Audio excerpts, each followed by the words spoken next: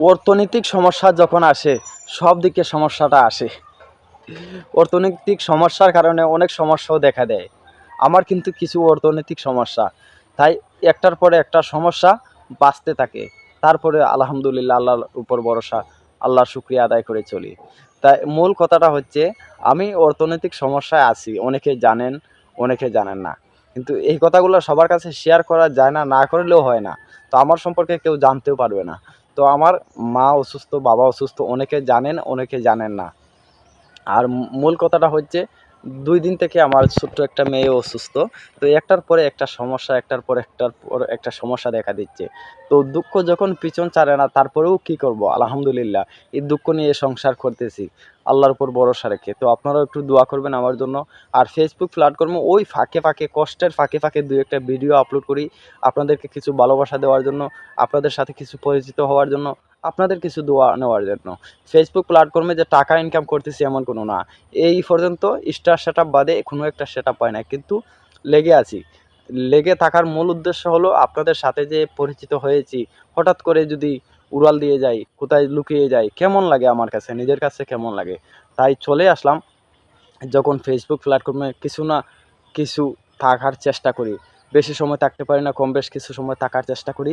টাকা ইনকাম করি আর না করি, টাকা হোক আর না হোক, ফেসবুক প্ল্যাটফর্ম তো কি সেটআপ আসুক আর না আসুক, আপনাদের সাথে থাকবো ইনশাল্লাহ। যতদিন বেঁচে থাকি, আল্লাহ পাক যতদিন বাঁচিয়ে রাখেন, যতটুকু তৌফিক দান করেন।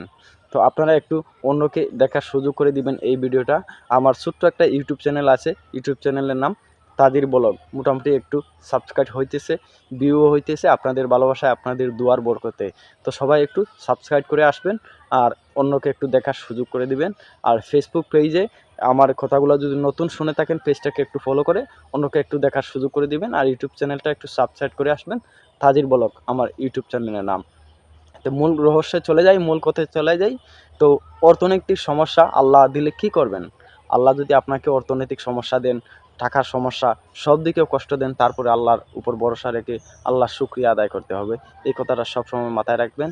ধৈর্য ধরে কাজ করবেন, আল্লাহর উপর ভরসা রাখবেন, ধৈর্য হারা হবেন না কোনো দিকে। তো আমি মাঝে মধ্যে ২ একটা ভিডিও নিয়ে আসি। ভুল ত্রুটি হয় যদি একটু ক্ষমার দৃষ্টিতে দেখবেন। অনেক কথায় ভুল হতে পারে। অনেকের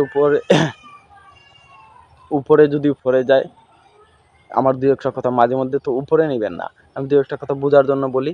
কাউকে ইঙ্গিত করে কথা বলি না। কিন্তু কিছু, কিছু সমস্যা দেখে, কিছু, কিছু প্রবলেম দেখে, কিছু, কিছু রিপোর্ট দেখে এই ধরনের কথাগুলা মাথায় এনে তুলে ধরার চেষ্টা করি আপনাদের সাথে। যদি আপনাদের ভালো লাগে, অন্যকে দেখার সুযোগ করে দেওয়ার জন্য। আর যে যেখান থেকে আমার এই ভিডিওটা দেখছেন, অসংখ্য ধন্যবাদ। আর এই ভিডিওটা লম্বা করব না, ভুল ত্রুটি হতে পারে। আমি একজন সাধারণ মানুষ।